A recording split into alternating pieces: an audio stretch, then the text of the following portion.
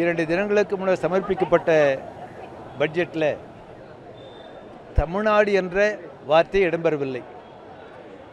திருக்குறளை மேற்கோள் காட்டி பட்ஜெட்டை படிக்கக்கூடிய நிதியமைச்சர் அவர்கள் தமிழ்நாடு, கேரளா போன்ற பாஜக அல்லது மாநில அரசுகளை வஞ்சித்திருக்கிறார்கள்.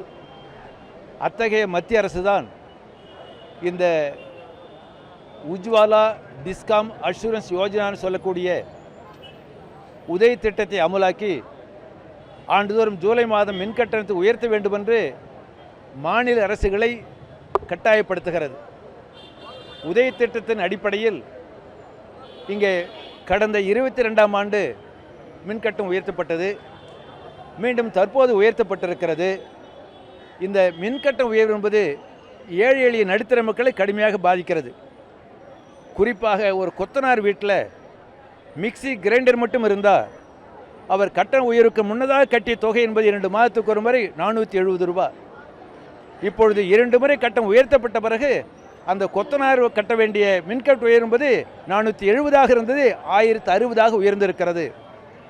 அதே போல் ஏசி, ஃப்ரிட்ஜு, மிக்சி, கிரைண்டர் வைத்திருக்கக்கூடிய நடுத்தர வர்க்கத்தை சார்ந்தவர் கட்டண உயர்வுக்கு முன்னதாக கட்டிய தொகை என்பது ஏசி பயன்படுத்தினா 1100, இப்பொழுது 1900ஆக அதிகரித்திருக்கிறது.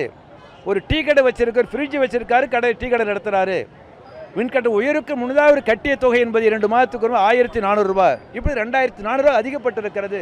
அது ஒட்டுமொத்தமாக உழைப்பாளிகளை, ஏழை எளிய மக்களை, சிறு வியாபாரிகள் கடுமையாக பாதிக்கிறது. இந்த கட்டண உயர்வை மத்திய மாநில அரசாங்கம் திரும்ப பெற வேண்டும் என்று மார்க்சிஸ்ட் கம்யூனிஸ்ட் கட்சி சார்பாக மாநில அரசாங்கத்தை வற்புறுத்துகிறேன். ஒரு புறத்தில் மகளிர் உரிமை தொகை என்ற திட்டமோ, இல்லந்தேடி கல்வி திட்டமோ, தமிழ்நாடு அரசாங்கம் ஆட்சிக்கு வந்த பிறகு அது அமலாக்கக்கூடிய நலத்திட்டங்கள் மக்களுக்கு பயன்படுகிறது, உயர்நீதிமன்றம் பாராட்டியிருக்கிறது. ஒருவர் நலத்திட்டத்தால் அளிக்கக்கூடிய சலுகைகளை மின்கட்ட உயர்வு போன்ற அத்தகைய திட்டம் என்பது அந்த சலுகைகளை பாதிக்கக்கூடாது என்ற அடிப்படையில் இந்த மின்கட்ட உயர்வை திரும்ப பெற வேண்டும் என்று மார்க்சிஸ்ட் கம்யூனிஸ்ட் கட்சி சார்பாக மாநில அரசாங்கத்தை வற்புறுத்துகிறேன். மத்திய பட்ஜெட்டில் பீகாருக்கும் ஆந்திராவுக்கும் அதிக அளவு நிதி வழங்கப்பட்டிருக்கு. எப்படி பாருங்க, தமிழகத்திற்கு நாம் கேட்ட தொகை கூட வழங்கப்படலை. முதலமைச்சர் முதல்ல கடிதம் எழுதியிருந்தார். பல திட்டங்கள் இருக்கிறதா முதலமைச்சர் குறிப்பிட்டிருக்காரு, ஆனாலும் எந்த திட்டத்துக்கும் நிதி ஒதுக்கலை. மத்திய அரசாங்கத்தை பொறுத்தவரையில் அவங்க இந்த பட்ஜெட்டில் பாஜக ஆளாத அநேக எல்லா மாநிலங்களையும் பழிவாங்கியிருக்கிறாங்க, தண்டிச்சிருக்கிறாங்க, வஞ்சித்திருக்கிறாங்க. தேர்தலில் தனிப்பெரும் பெரும்பான்மை கிடைக்காம தோல்வியடைந்த பிறகும் பாஜக பாடம் கற்றுட்டதா தெரியல. அந்த அயோத்தி, ராமருகை உள்ளிட்ட ஃபைசாபாத் தோற்ற காரணத்தால் ராமரை கைவிட்டாங்க.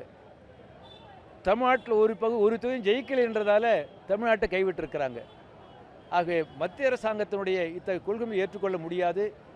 அப்போ ஒட்டுமொத்தமாக பாஜக தேர்தலில் ஒரு 46% ஓட்டு வாங்கியிருக்குன்னா அது ஓட்டு போட 50% மக்கள் எதிர்ப்பை வஞ்சிப்பாங்க, தண்டிப்பாங்களா? ஆகவே மத்திய அரசாங்கத்தினுடைய மாற்றாந்தை போக்க மார்க்சிஸ்ட் கம்யூனிஸ்ட் சார்பாக கண்டிக்கிறோம்.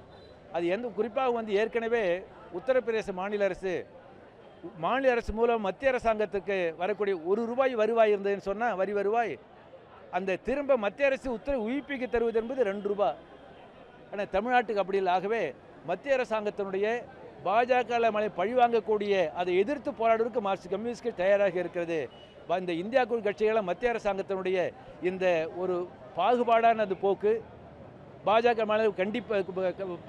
மாநிலங்களை வஞ்சிப்பது, அதை எதிர்த்து போராட முன்வர வேண்டும் என்று மார்க்சிஸ்ட் கம்யூனிஸ்ட் கட்சி சார்பாக நான் கேட்டுக்கொள்ளப்பட்டது. தமிழ்நாடு என்ற பெயர் தான் பட்ஜெட்டில் இல்லை, ஆனால் இந்த பட்ஜெட் என்பது ஒட்டுமொத்த இந்தியாவின் வளர்ச்சிக்கான பட்ஜெட்னு பாஜக அண்ணாமலை சொல்லியிருக்காரு. அதாவது அவர் இதை தவிர வேறு எதுவும் அவர் சொல்ல மாட்டார். எப்போ நீங்கள் தமிழ்நாடு, கேரளா, மேற்கு வங்கம் பல மாநிலங்கள் ஏராளமாக திட்டங்கள் கேட்டிருந்தாங்க. மாநில முதலமைச்சர் மு.க. ஸ்டாலின் அவர்கள் தமிழ்நாட்டு 2 திட்டம் தேவைன்னு அறிக்கை விட்டிருந்தார். ஆகவே சொல்லலாம்ல. ஆகவே அவர் சொல்கிற மாதிரி உங்களுக்கு என்ன, நீங்கள் ஆந்திராவுக்கும் பீகாருக்கும் அவங்க கேட்ட மாதிரி உங்கள் சிறப்பு அந்தஸ்துன்ற பேர் மற்ற பிரச்சனை வரும்ன்றதுக்காக சிறப்பு அந்தஸ்துக்கு பதிலாக நிதி ஒதுக்கீடு செஞ்சுருக்கிறாங்க. அப்படி ஒதுக்கீடு செய்யலாம் அவங்க ஆட்சி நடக்காதுன்றதுக்காக பண்ணியிருக்கிறாங்க. அது தவறான அணுகுமுறை.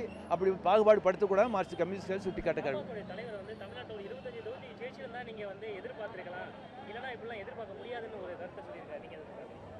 அது ஒரு கேவலமான கருத்து.